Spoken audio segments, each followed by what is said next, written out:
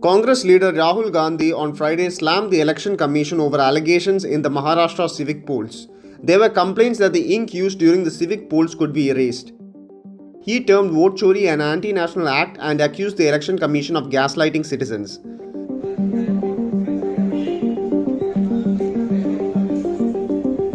Shiv Sena chief Uddhav Thackeray had earlier accused State Election Commissioner Dinesh Wagmare of siding with the ruling BJP-led alliance. Wagmare has announced an inquiry into the issue and warned that any attempt to spread misinformation would invite legal action. He also posted a video where he explained the confusion regarding the ink.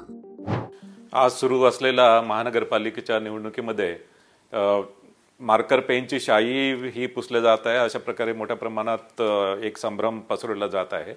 त्याबद्दल माझं सांगणं आहे की ही शाई जी आहे ती indelible Inc आहे आणि इंडेलिबल इंक भारत निवडणूक आयोग जी इंडेलिबल इंक वापरतो तीच इंडेलिबल इंक आहे, मात्र ती मार्कर पेनच्या स्वरूपात आहे.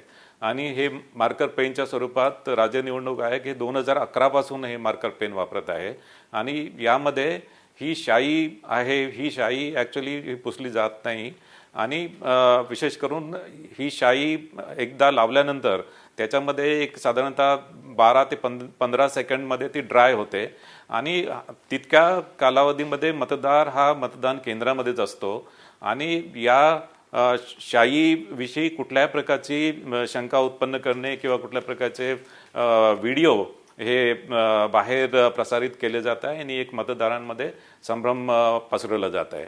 याशिवाय मला सांगायचं आहे की मतदार हा मतदान केंद्रामध्ये आल्यानंतर मतदान प्रतिनिधी असतात, जे उमेदवाराचे मतदान प्रतिनिधी असतात ते मतदाराची ओळख पटवून देतात आणि ते ओळख पटवल्यानंतर त्या मतदाराला मतदान करण्याचा हक्क असतो. त्यांना त्या मतदाराबद्दल काही ऑब्जेक्शन असेल तर ते ऑब्जेक्शन ते प्रिसाइडिंग ऑफिसरकडे नोंदवू शकतात आणि त्या अनुषंगाने त्या मतदाराची चौकशी होते.